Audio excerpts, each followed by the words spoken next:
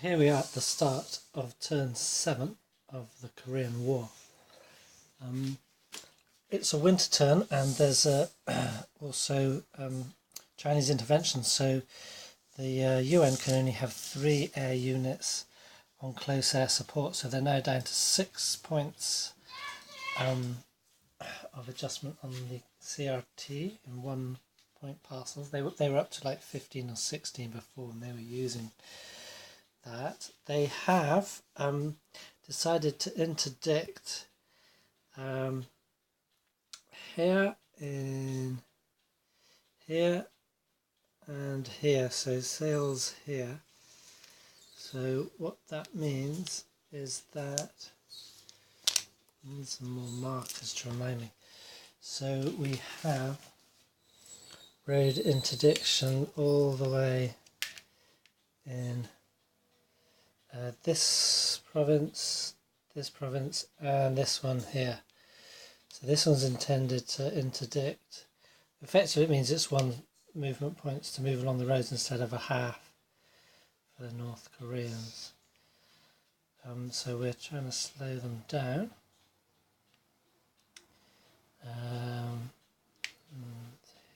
Here. Okay. So the interdiction level was 4.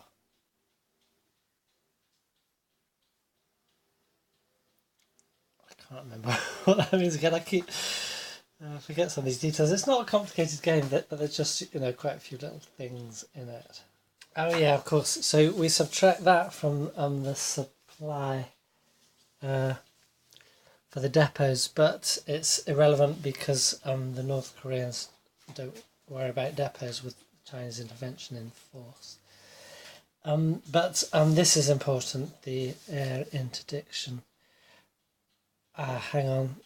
I don't think I can go over the 38th parallel. No, that's fine. We could do interdiction except for northernmost, which was kind of a factor in me deciding not to do an invasion there. So that's fine. We got this interdiction, and we move to the first action phase. The US have set up a depot level 3 here. It only got 1 supply because of winter reduction on the die roll, and so they're only on limited commitment. They took away the depot there, so effectively that's going to stalemate the Eastern Seaboard Drive. They have their toughest division, this Marine division there. Why is that not there?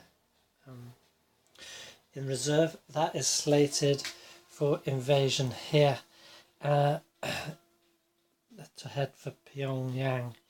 Now the UN was a bit annoyed because they wanted to take Wonsan, and the North Koreans received a reinforcement and they chose to place it in Wonsan.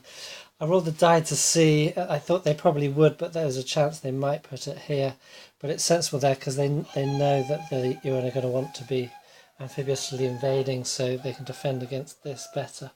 What we might do here is break these parachute regiments, not send them in as regiments, but onto the map, but break them down to 3 battalions each, and then they're effectively static non-combat units. They have a defense strength of 1, but I'd probably put them around here because they can go in any clear hex, and that would hold up any reinforcement to give time for building up, because obviously as soon as the UN lands here, some forces are going to be sent back to counter that, so the paratroopers might delay that. So I'll have to look at the feasibility of that when we get to it. So for the first time, the ROC units also gained a reinforcement, so they actually have a division in play for the first time, replacing all their regiments that were destroyed in the early months and turns of the game. So so the UN idea is to hold back here now having seen reinforcement there, to make a thrust for Pyongyang, hopefully at Seoul able to make a thrust over to there. They'd really like to take these victory point cities, get far past the 38th parallel into North Korea. That's their objective. We'll see if they can do it. This turn's objectives with the 2 action phases is essentially to possibly reach the outskirts of Seoul, but they definitely want to be close somewhere around here, so have pushed through these this protective cordon, if not destroyed some of those divisions. As for the North Koreans, I'm undecided at the moment. They get initiatives, so if they get 3 or 4 activations, operations, they might activate 3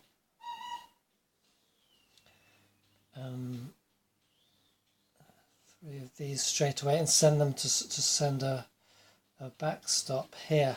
Now, one thing which I've actually been forgetting, I've been using it in the introductory games I played, is the improved positions, which can go up to fortified, which can give you double strength on defence. So second thoughts, the North Koreans might dig in it there. So I'll have to see. Okay, the first operation segment, yes, the North Koreans reinforced the port there and improved positions here, here and here. They were going to put improved position there, but felt it was too important to protect both these ports. So this one is open, and in fact, I should say, yeah, sure enough, they rolled a 9 on their first operations segment, and that gives them 4 activations. The UN in return only got 1. They're sending in the strongest division, the Marine Division. I think I showed that earlier, didn't I? And I realise I've made a strategic mistake, or a mistake anyways, in that these assets can go in with this fellow. You can use them to absorb some hits, but they're not going to add much in terms of combat factors. And then I made sure I had the maximum deployment, but essentially there's 5 of these assets will never be able to come on the board, and 2 from here will only come on if a division here waits to pick them up for the next turn. So unless I had more units waiting here, I could assign 2 of those to these, or these could wait, pick up some of these, but they might be used. The point is that I don't have enough reinforcements left to pick up all the assets, because assets cannot go onto the board alone. They have to be assigned to a unit, and units have limits in the number of assets they can take. Anyway, be that as it may, these ones are going to go with this one, and so we have a invasion at 26-3, which if we check the amphibious assault table, that's 26-3. What's that? That's 8-1.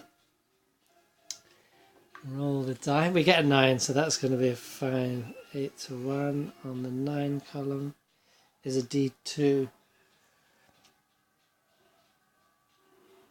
We would get +3 from naval support for that anyway. So that garrison's gone, and that naval invasion is successful.